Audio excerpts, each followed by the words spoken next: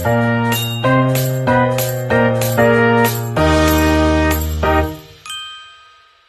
teman-teman, di video kali ini aku mau ngajak kalian ngobrol santai tapi meaningful tentang kesehatan mental, khususnya kesehatan mental yang dilihat dari perspektif Islam. Honestly, hampir semua dari kita pasti pernah ngerasa capek secara emosional, overwhelmed dengan keadaan, atau overthinking tengah malam, atau ngerasa kosong, padahal hidup itu kelihatan baik-baik aja. And that's okay teman-teman, because we are human.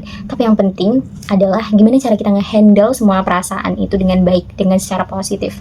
Nah, kalau ngomongin tentang mental health secara umum ya, kesehatan mental itu bukan soal hidup tanpa masalah atau happy everyday, tapi lebih ke bagaimana kita bisa cope with the stress, manage our emotions, and tetap jalani hidup kita dengan fungsi yang sehat.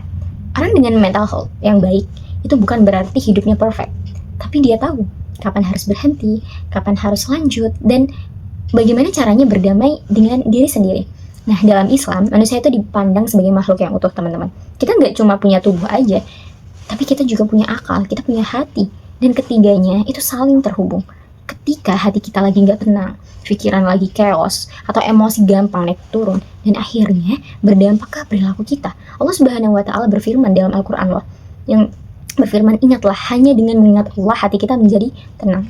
Itu ada di Quran surat Ar-Ra'd ayat 28. Ayat ini powerful banget kan, kayak ngingetin kita bahwa inner peace itu nggak selalu datang dari luar aja, tapi dari hubungan kita dengan Allah. Padahal banyak banget tekanan hidup yang sebenarnya tuh muncul bukan karena masalahnya yang terlalu besar, tapi karena ekspektasi kita yang terlalu tinggi. Kita pengen banget semuanya itu sesuai dengan plan kita, sesuai dengan timeline kita, sesuai dengan harapan kita.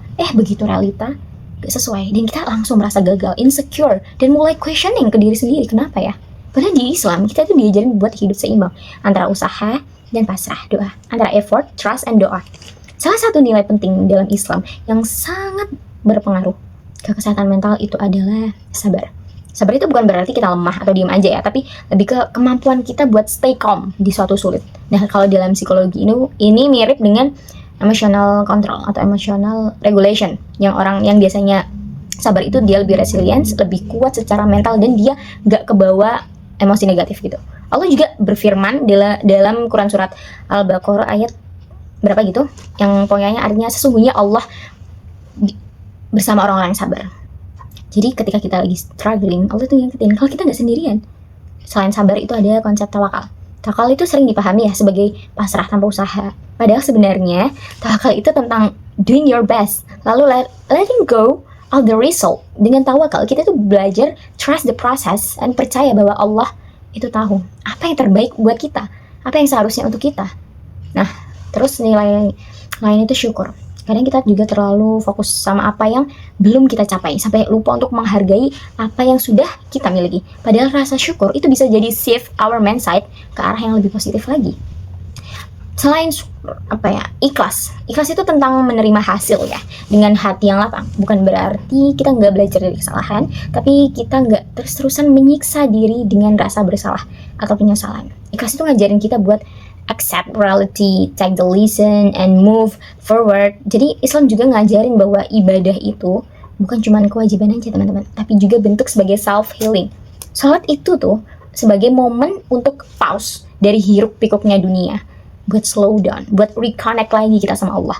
Doa itu kayak safe space buat curhat tanpa takut ngejudge. Jika itu simple ya, tapi powerful banget buat tenangin pikiran yang lagi crowded. Ketika ibadah dilakukan dengan kesadaran, itu bisa jadi coping mechanism kita yang sehat juga. Nah, selain itu, sebelum sampai di akhir video, aku pengen ngajak kalian nih buat stop sebentar dan mulai coba tanya ke diri sendiri. Akhir-akhir ini kita lagi capek di bagian mana? Hati kah, pikiran kah, atau keduanya? Kadang kita terlalu sibuk ya untuk ngejar standar hidup, ngejar validasi atau ekspektasi orang lain, sampai lupa untuk dengerin diri sendiri.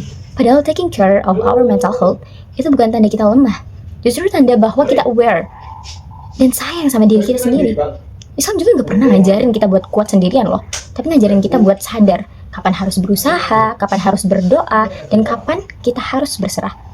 Jadi gak apa-apa kalau hari ini kamu lagi capek, lagi confused, merasa lost. Gak apa-apa, pelan-pelan aja. Healing is not a race, dan setiap orang pasti punya proses masing-masing. Dan semoga kita bisa berdamai dengan diri kita dan dengerin diri kita sendiri. Thanks for the listening. Bye bye.